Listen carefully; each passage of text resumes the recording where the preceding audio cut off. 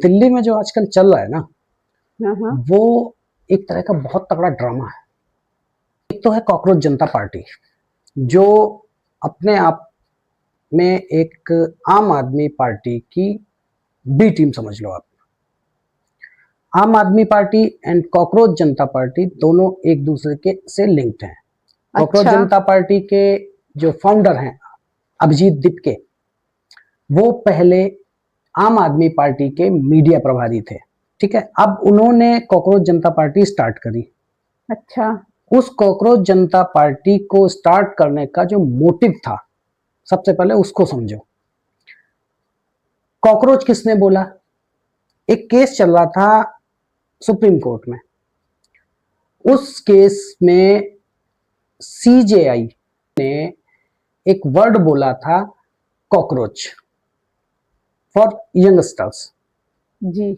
उसके बाद में उन्होंने उस पे जस्टिफिकेशन भी दिया था, हम सारे यंगस्टर्स को कॉकरोच नहीं बोल रहे हैं, वो सिर्फ उन यंगस्टर्स को कॉकरोच बोल रहे थे जो यंगस्टर्स फर्जी डिग्री लेके जॉब पाना चाहते हैं या बोकस डिग्री लेके जॉब पाना चाहते हैं, उनको उन्होंने कॉकरोच बोला था।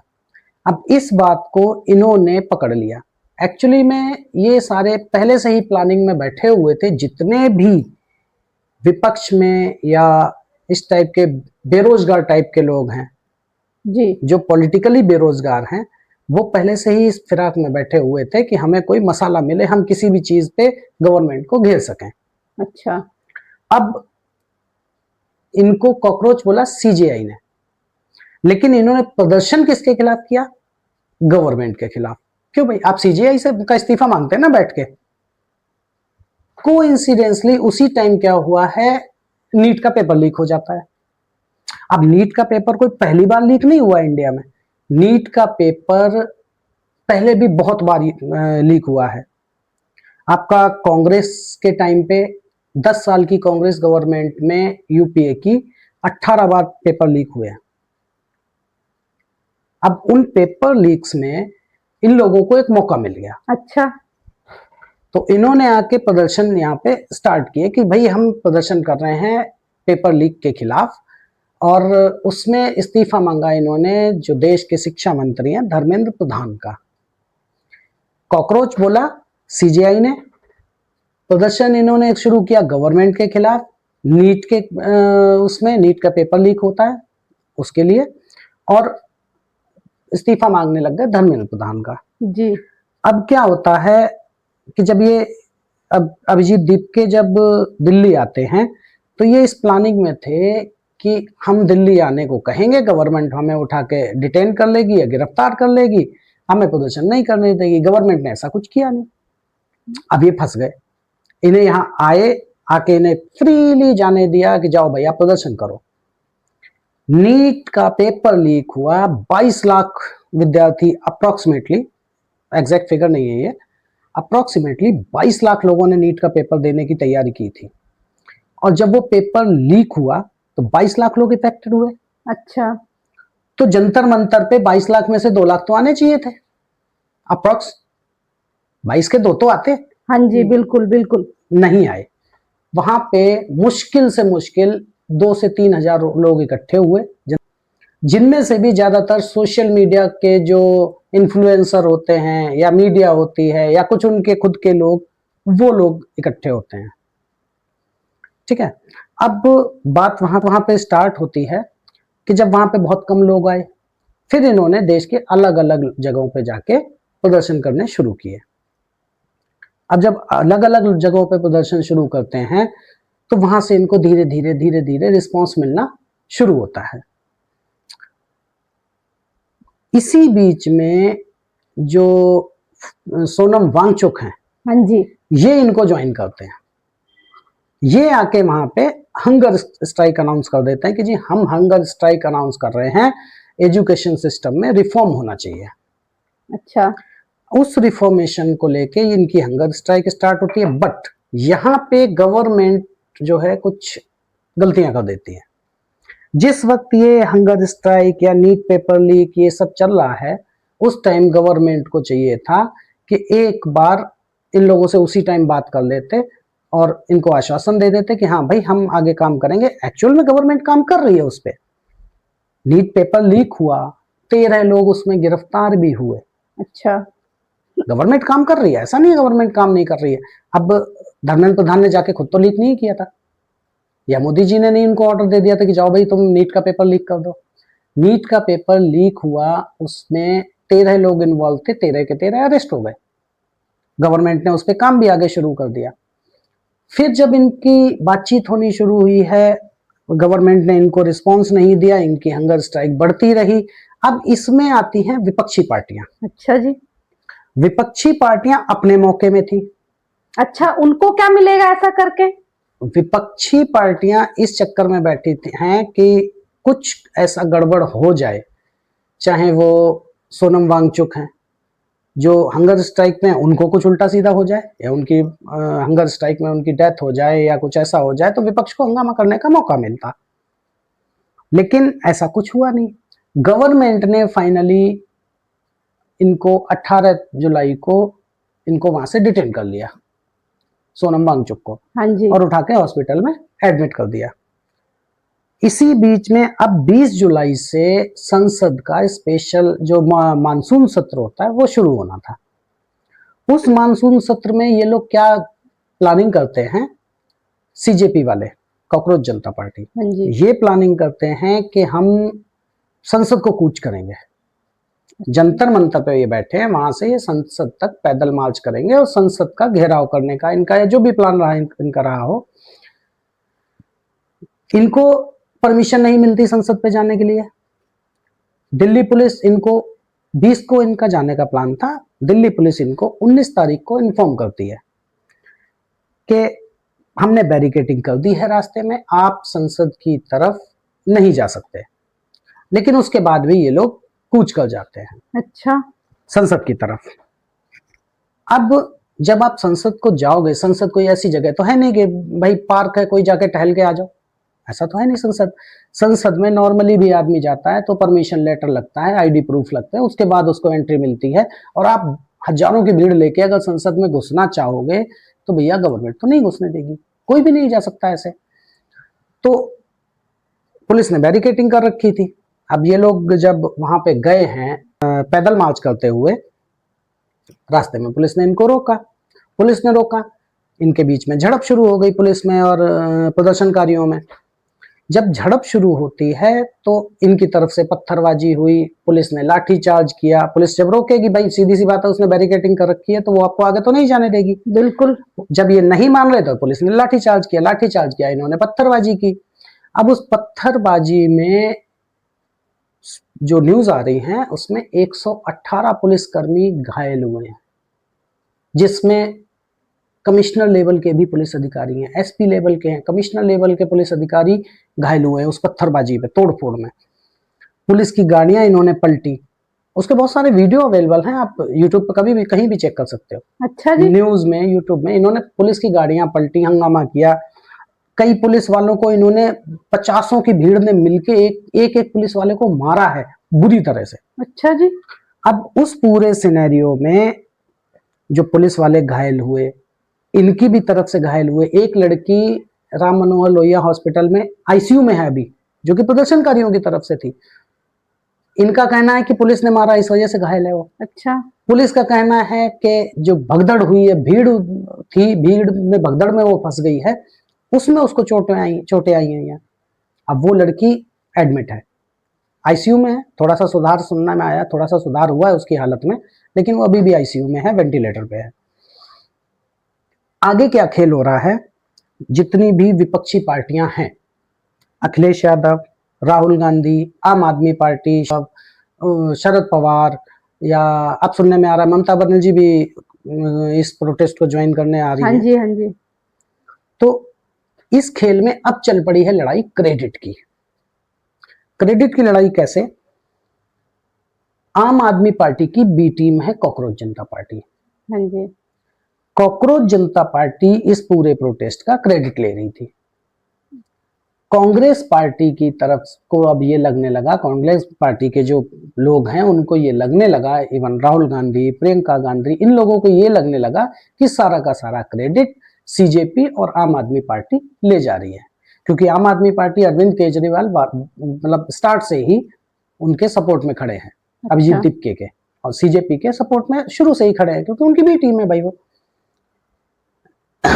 यहाँ पे जब इनको क्रेडिट का लगा, तो अब सारी विपक्षी पार्टियां जो हैं उस क्रेडिट को लेने के चक्कर में कल शाम को राहुल गांधी पहुंच जाते हैं पीएम हाउस। राहुल गांधी, प्रियंका गांधी, उनके अध्यक्ष जो हैं खड़गे साहब, पवन खेड़ा, ये सारे लोग पहुंच जाते हैं पीएम हाउस में। अच्छा जी। और पीएम हाउस को घेर के वहां पे प्रदर्शन करना शुरू कर देते हैं। प्रॉब्लम क्या थी, पीएम हाउस के जो गेट है उसमें अलग अलग गेट होते हैं।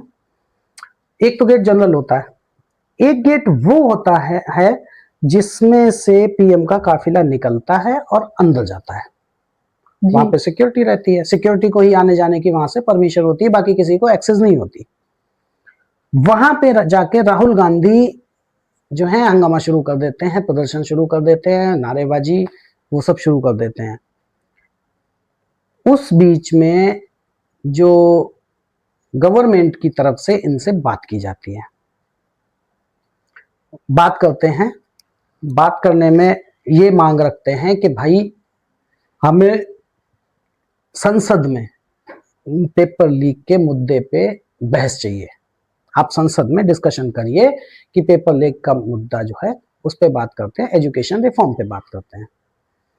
गवर्नमेंट की तरफ से इनको आश्वासन मिल जाता है कि ठीक है, गवर्नमेंट आपसे संसद में इस पे बहस करने के लिए तैयार है।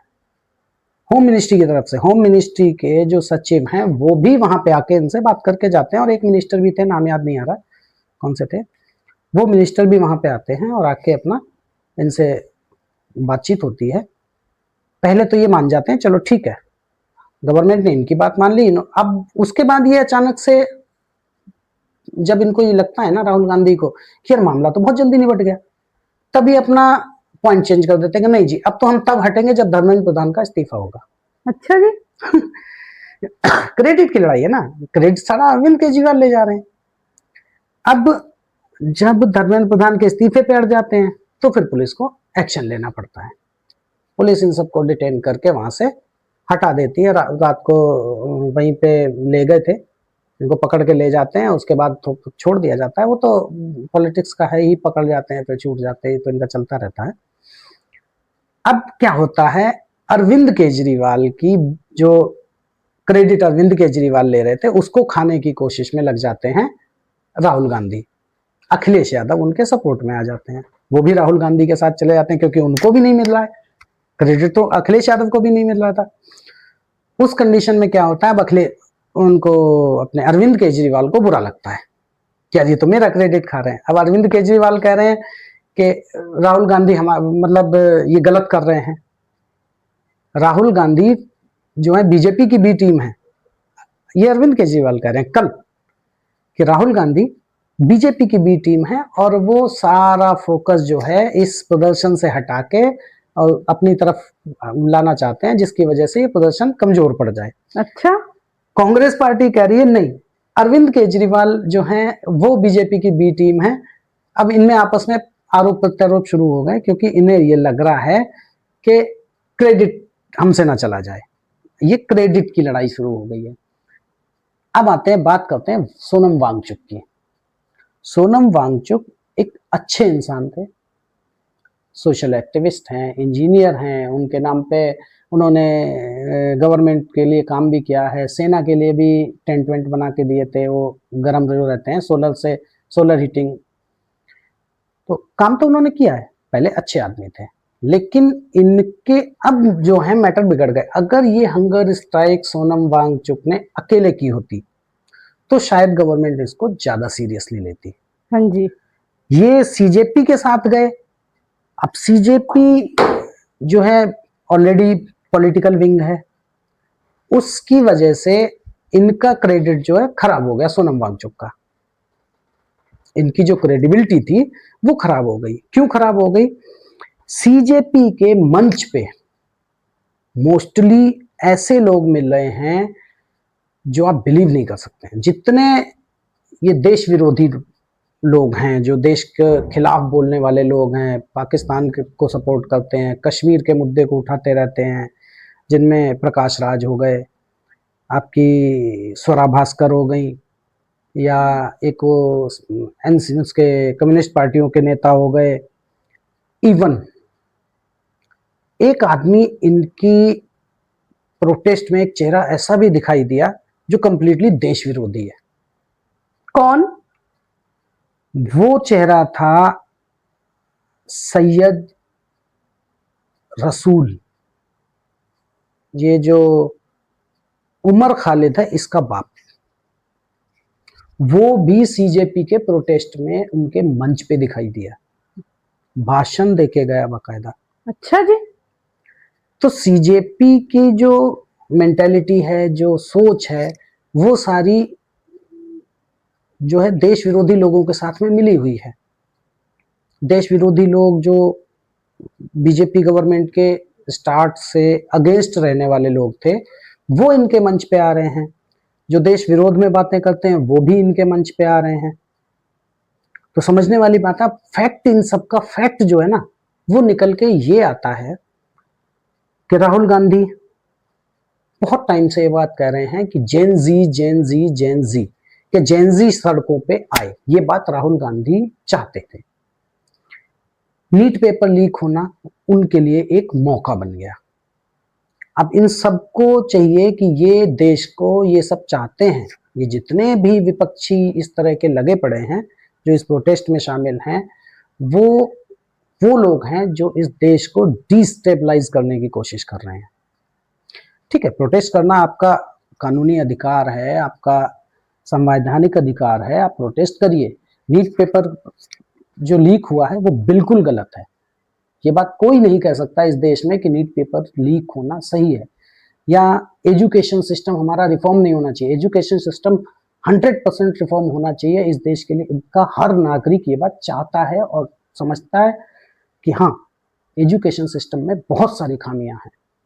वो हर आदमी चाहता है कि एजुकेशन सिस्टम को रिफॉर्म होना ही चाहिए। जिसके लिए प्रदर्शन भी करना पड़े तो करें, कोई दिक्कत नहीं है। लेकिन उन जो छात्रों के लिए जो प्रदर्शन होना चाहिए, जो छात्रों की हक के लिए प्रदर्शन होना चाहिए, उस प्रदर्शन में देश विरोधी ताकतें क्यों?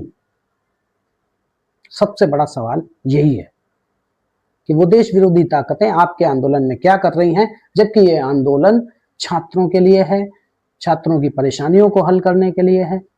आप नाम तो छात्रों का ले रहे हैं कि भैया स्टूडेंट्स परेशान हुए, कुछ स्टूडेंट्स ने सुसाइड भी किया, ये सारे मैटर्स भी चले।